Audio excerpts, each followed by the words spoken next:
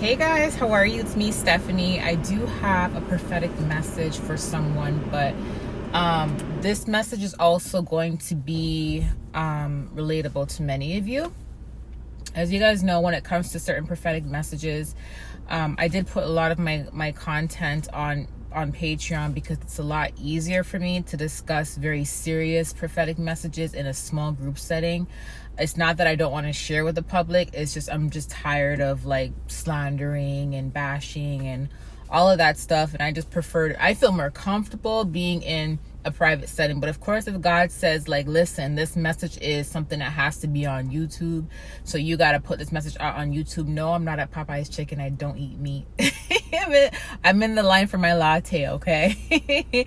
So yeah, this is something that has to be out there. Like a lot of the messages I put out on my Patreon so far, they've been happening down to like the celebrity deaths, and I've been telling everyone there's going to be a lot of deaths. There's going to be a lot of stuff in the media with deaths and all that stuff. And I put the messages on my Patreon in March. So everything that I've spoke about is currently happening right now. But that's the kind of messages that I don't like to talk about publicly in front of everybody. It makes me uncomfortable. But like I said, if God says to go ahead and to put it on YouTube, then I will put it on YouTube. So this prophetic dream I had last night is relating to someone who is going to be having a ministry. What are you doing? Why would you? Sorry, I'm not perfect. Okay, like I'm in a drive-through and it's like crowded here. I'm gonna wait for these cars to pass so I can go into the drive-through, and then once I'm in the line, then it'll be a lot safer for me to record. 1 second, y'all. There, I'm finally in line. Okay, so this prophetic dream I had last night, it's relating to someone that's supposed to have start a ministry. And here's the thing, okay? God gives us a lot of gifts, right? Just because you have the gift of prophecy does not mean you have to focus in one area with your gift of prophecy. Does not mean that you have to open a church, or you have to just open a ministry and done, or you have to put messages on YouTube or, Facebook, wherever, and just done. That's your end all be all purpose. No, when you have gifts, God gives you a lot of gifts. But when you have a prophetic gift, he wants you to use your prophetic gifts in whatever other areas that you are into. Okay. So, if you're a lawyer, he wants you to use your prophetic gifts while being a lawyer. If you are a judge, he wants you to use your prophetic gifts while you are a judge, like to see who's telling the truth and who's the victim in a situation. You guys get where I'm coming from. Like if you're a doctor, same concept. Like, he'll give you the gifts to show you like, what medicine to use or what this patient is dealing with, all of that, right? So with that being said, the dream that I had was somebody, I'm not sure what your profession is. I'm not sure if you're a lawyer, a counselor, but I did see that you're supposed to have a ministry.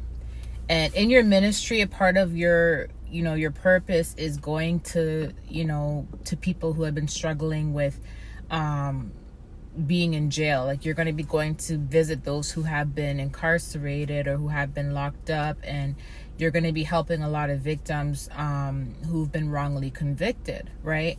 And I did see that there's a very important person you're supposed to be helping along your journey. Okay. When God gives me messages, he usually gives me messages that I can relate to. I noticed that he'll give me messages to where I can understand, or I'm able to put myself in the person's shoes, because I've been through something either similar, or there's something kind of that resonates with my life in a way, but what I saw was basically you have a hard time accepting your gifts. A lot of us do. And I feel like a part of the prophecy side of your gift, where you want to open a ministry and stuff, you have a bit of fear. And the reason why you have a bit of fear is because of the naysayers, the doubters, the negativity. And that resonates with me too, because that's the reason why I kind of stopped putting a lot of messages out too, because I didn't like the judgment I was receiving all the time. So I could understand where you're coming from with this, right? But there's someone particularly you're supposed to really, really help. And in the dream, I saw that you had a folder with documents, with papers, right? And I feel like this was your client's information, right? And when you went to go grab your folders, there was a lot of people that looked at you and they were calling you false prophet. They were calling you names. They were saying that you're not a teacher. Your ministry is going to fail. Your ministry is a piece of BS. Like, they were putting you down literally. And these were like people that were in the churches and people who were not in the churches. So you were getting backlash from both sides. And I understand that because that happened to me too. Like, everyone was giving me backlash from both sides. People who are in the church, people who are not in the churches, right? So I didn't fit in anywhere, and I'm fine with that. You know, so I feel like that's why God chose me to deliver your message, because I actually can relate to you in a way. But they were throwing a bunch of backlash at you, and you didn't care. You just went in there, you grabbed your folder, and you got your client's information, and you were just reading through it, and then you went in the room, you grabbed your folder, and you just didn't care, and then you went into the other room and you were getting ready. So you're putting on like a professional outfit, professional suit. And mind you, the same people that were in the other room that were calling you names, like downing your ministry, calling you false prophet, all of this stuff, they were also comparing you to like big leaders, like to like, you know, pastors, bishops, prophets online. They were comparing you to all these well-known people that gave prophecies, but because you were not out there like that, you didn't put yourself out there like that, or you're not consistently always online, or, you know, it's like they were comparing you, saying you're not like this person, you're not like that person. So they were saying whatever they can to make you feel bad about yourself, bad about your mission, bad about your ministry, and nothing was working. You went into the next room, you got dressed up same ways, and you know, you were so fly. You're like, you know, getting ready to go, and you went into the other room, and then you ended up being in this interrogation room. You know, it's like there's no glass, like interrogation glass, but there was police officers there. There was the client who was a male, and there was, you know, like I said, I'm not sure if, I don't feel like you were the lawyer. You could have been, because there was a bunch of people there. I also saw a lawyer there. So maybe you were a lawyer too, or you were helping a lawyer, helping his lawyer, right? But there's a lot of people there, and you were going over the charges. You're reading over the charges and stuff, trying to see why he was convicted and stuff. And, you know, you looked at him and you were like, wow. And he came out and you were talking to him, and what happened was he got convicted for murder, right? But when he got convicted for murder, you know, the thing that really puzzled me when I saw this was he has autism, and it was severe autism. It wasn't like mild, it was severe autism. Sorry y'all, I got my tea and I had to go park somewhere, but yeah, so he had autism, and right away I knew why God gave me the message for you, because for those that don't know, I have 3 kids, and my oldest has autism, right? And I know how it can be challenging sometimes, you know, and so right away I felt empathy for this boy, right? So he was a black boy, and he looked like he was in his like 20s. He was very severe, because when you were sitting down talking to the lawyers and talking to other people, like he was kind of like shaking his hands and stuff like that.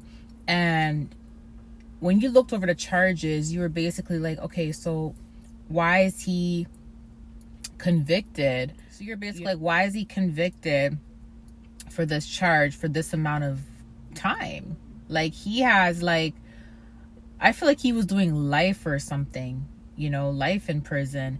But it was kind of like you were confused, because you're like, there's people out there that don't have a disability, they don't have a mental issue, and they are doing like 5 to 10 years for murder, and, you know, or they get lesser times, you know? So it's like, why is this boy who has a disability, who, yes, committed murder, it's wrong, but at the same time, the person that I'm going to tell you something after that, but you were like, why is he doing this much time? This is not fair, right? So not only were you there to help try to get his time reduced, but you were also there to like counsel him, encourage him, uplift him, And like I said, I'm not sure if you were also a lawyer, but I know there was a lawyer there. But I also saw there was other people around. And you were when you asked them this question, they were like, these people were like, do you not see what he did? And you're like, yeah, I see what he did, but I'm not saying it's right. But you're like, I'm not agreeing with the time that they gave him, because I'm looking at people out here receiving less charges. There's people who've killed people literally cold-blooded, and they're in jail for 5 to 10 years, or they're getting off so easily. Yet you have a boy here who actually has a disability. It's obvious he has a disability. It's obvious, and he has to do prison time like everybody else. He has to stay in prison for life, and he's not getting any special services to help him with his disability. Or he should be in a home, then at least in a home. He's not even getting that opportunity, so you were pretty much upset. And I'm not gonna lie, I felt the heat too, because as I was there watching this prophetic dream, God was making sure I paid attention. I felt the heat too. I was getting heated myself. Like, I wanted to cry, And what I was told after, like, I left the dream was that this boy, who's not a boy, but you know what I mean? Like, the person that he ended up murdering, was someone who has been abusing him for years.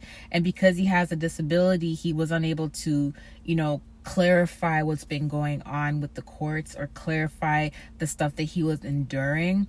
But he was molested. He was sexually assaulted. I'm not sure if he was raped and stuff, but there was a lot of sexual activities that happened to him. On top of that, he was abused consistently, right? So one day he got upset and just snapped. Right? And the thing about it is that I feel like you knew all this. I don't feel like a lot of it was written on paper. I feel like that was the prophetic message that God gave you, and that's why God wanted you to work so hard to try to get this person what it is that he needs and what he deserves, right? So with that all being said, that is a part of your purpose. Your ministry is going to be helping people who were wrongly convicted. But I feel like this particular person was very important. And like I said, I feel like God chose me because not only can I relate to him having autism, but I can also relate to, the naysayers. You're going through the naysayers. And, I also got a message from God about something else at the end of that dream. And, I was talking to God about how a lot of the times, like, prophets are convicted, or prophets are not accepted, or most of the times I don't consider myself a prophet, but everybody else does. God considers me one. He calls me it all the time, but I don't put the title on myself, but a lot of the times it's like we get judged, we get accused, or we get slandered. And what God told me this morning is most of the times prophets don't have time to slander other prophets. Prophets don't have time to put people down. Most of the times we're fighting for our own peace, our own sanity, our own peace of mind. So we don't really have time to be out here pointing fingers at other people when we're fighting for our own peace. We just want to have a normal life, because we don't have a normal life, to be honest. We don't. Like, the things we have to battle at night, like, we got to fight a lot more demons than most people, because of our abilities. A lot of stuff that we see we don't talk about, or a lot of stuff that we hear we don't talk about, or a lot of stuff that we endure in the spiritual realm, like, we don't talk about certain things, right? So it's like I was talking to God about it, and God was just saying, prophets don't have time to hurt anyone or slander anyone or put people down. A lot of the time we're fighting for our own peace. And I'm like, that's so true. That's so true. So he was just saying to be strong. I did see in the dream that you were strong. You are strong, and that you are going to have a ministry. Don't run from it. Don't be afraid of it. And I'm glad God used me to deliver this message to you. I feel like you already know. Excuse me. I was so not ladylike. I just burped. Deliverance. I feel like God used me to deliver this message to you because I can relate in so many ways. But yeah, don't give up. And I feel like this will be encouraging for other people as well, like going through this. And most of the times, like people who have these gifts, we're not trying to be, most of the times we're hiding, you know what I mean? So yeah, like we're not out there like that. So it's like, you know, just be encouraged, be strong, you got this, and you have a very important purpose. Like you're gonna be helping a lot of people. And you know, I feel like you're able to see things that the courts couldn't see. But even then, like someone has a disability and it's obvious, like how is this person not getting the same treatments as everybody else that's done worse crimes than him, or that's done the same crime as him? Like, you know what I mean? Like, so it was like the penalty was really harsh. Not saying it was right, but it was pretty harsh compared to what others were getting, you know. And I'm just like, what a coincidence that God gave me this dream for you around the time this whole thing's happening, you know, around the world with the police brutality and all of that stuff. And watching people walk away from cold-blooded murder with no penalty, you know. And to see this person here that has a disability, that's been abused by this person, hurt, molested by this person. Yes, they snapped, not saying it's right, but to see him being, you know, told that he has to spend life in prison, and he can't even function in jail properly because he can't even cooperate what his needs, his wants. And you know, it hurt me to see that because my oldest son's like that too. Like my oldest son is nonverbal, right? He can't speak. So when I saw that, it broke me down. You know what I mean? It broke me down. And so, but I knew it wasn't for me because that wasn't my message, but God wanted me to be the one to deliver it because I understand, right? I know, I understand, I get it. I feel like this may be something that you may be good at, you know, working in helping people that do have disabilities that cannot defend themselves in circumstances or situations where they have to defend themselves, right? Where they're being taken advantage of, like the legal system or the schools, or, you know, I feel like you're going to be definitely good in that, especially if you are a lawyer. Okay. I love you guys so much. I'll see you guys soon. Bye.